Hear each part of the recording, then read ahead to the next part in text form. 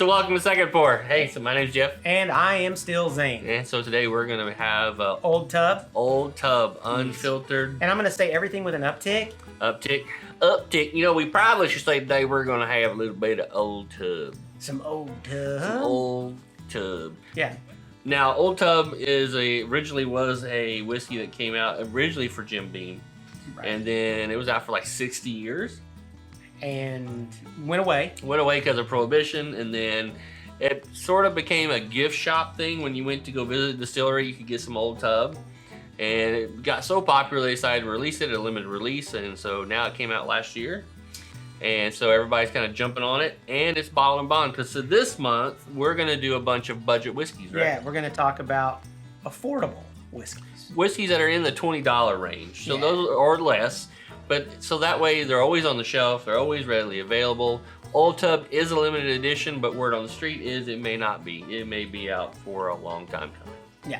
This is a bottle and bond. We're gonna crack it open. We've already had it from an episode we did earlier today. And that's why this is second pour. That's why this is second All right, pour. so let me pour you up number dos. Wait, I'm pouring this one up.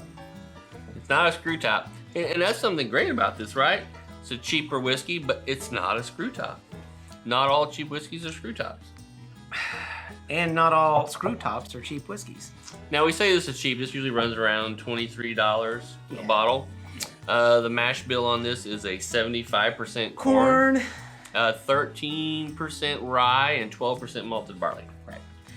It is a bottled and bond. It's stated right there on the top of the bottle, bottled and bond. So that means it's a 50% alcohol. Yeah. Yes. You know, very highly regulated. 100 proof, baby. And I mean, what am I going to be tasting out of this? Okay, so the nose says you get a lot of vanilla, some toasty, little light toasted oak, hints of hay. Hey! So let's smell it. Okay.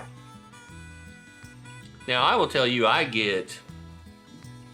Now, I mean, it's kind of cheap because you mentioned it earlier, but when you smell it, you smell peanut.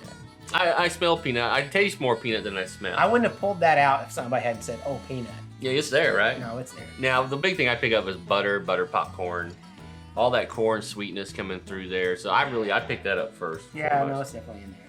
I've had it enough now from shooting some B-roll and from our first pour through whiskeypop that I am starting to pick up some other things now. Oh, he's going in. He's going in. What do you think? What are you getting? So on the palate, you should be getting some sweet, oaky, some vanilla. I'm definitely catching sweet. No. I get a little bit of oatmeal. That grainy kind of. There is some depth to it. This isn't just like drinking White Lightning or something. No, I think it's definitely there's some depth to it. I think it's kind of the finish is a little more. Yeah. It goes pretty quick. If it wasn't for it being a bottled and bond product, I don't know if it would be as popular. Just based on the fact that people are going to look for bottle and bond, or the fact that it is 100 proof. I think it's got the kick a little bit to it. I think we need this month. We need to have a bottle and bond conversation. But I think because people can attribute bottle and bond to meaning something a little bit more than just your standard whiskey.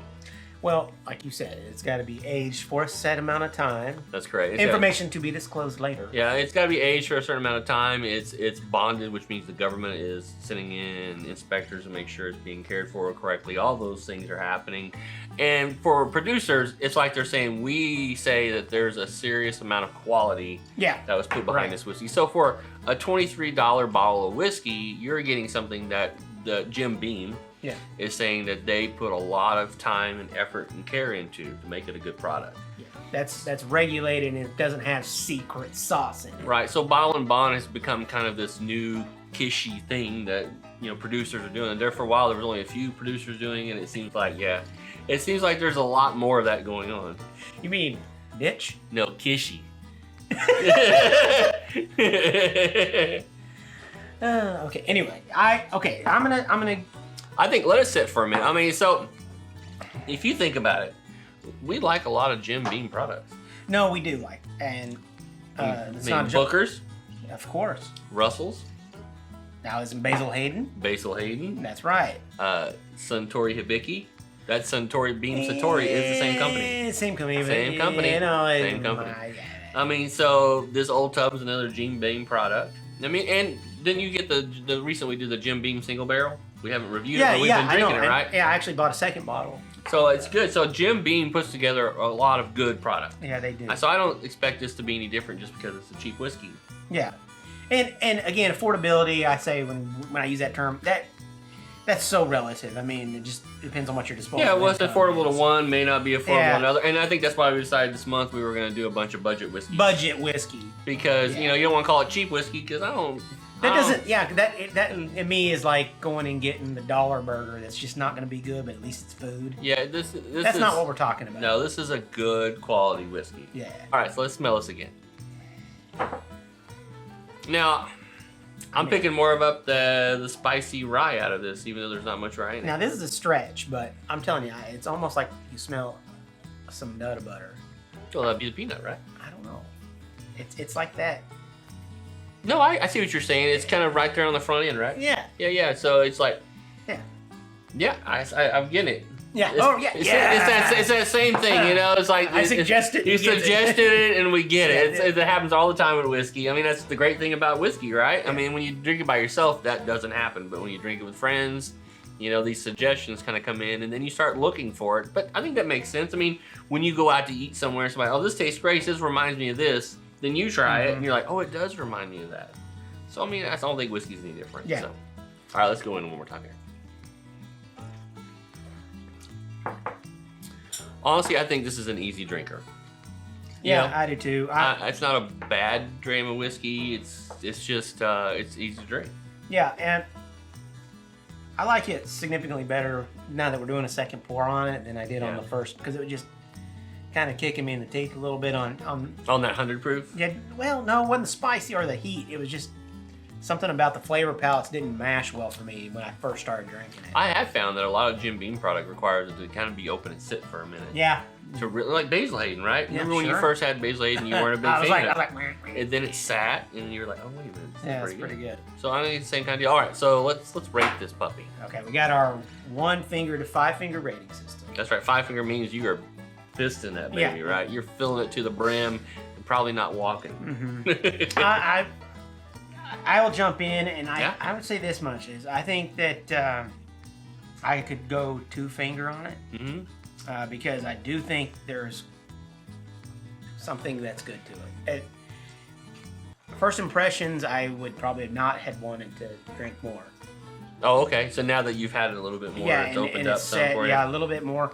It's actually something that I think I would like to explore as we go along. Like I think this one would be, what is it like after a hard day of work? Yeah. Hard day at the computer. I can see that. I mean, I will say that if you put it on your hands, you get kind of that soap, that soapy kind of detergent kind of stuff. Maybe that's that medicinal grain that you're smelling. Yeah. But I get more of that nut or butter. Yeah. Oh, do you? Mm-hmm. So now, how would you rate this thing?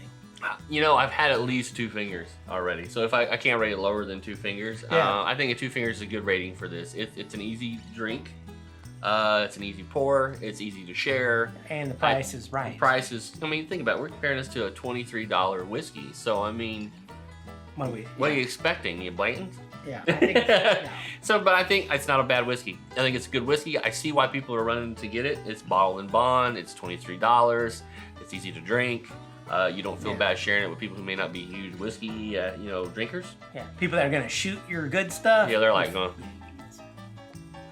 give me some more of that sarsaparilla. That is so irritating. So, that was kind of spicy. Woo! A little spicy when you shoot that 100 ball and bond right there. Oh my goodness. So, I think it deserves the 2. So, I think you're right on that. So, do you agree with us? Do you like Old Tub? Have you tried Old Tub? What do you think about this as Jim Beam's family? I mean, this was one of the original. Right. Which, they just make okay whiskey, and they make real good whiskey, and then they make great whiskey. Well, I think that's like that with all distilleries. They have like their entry level. Yeah.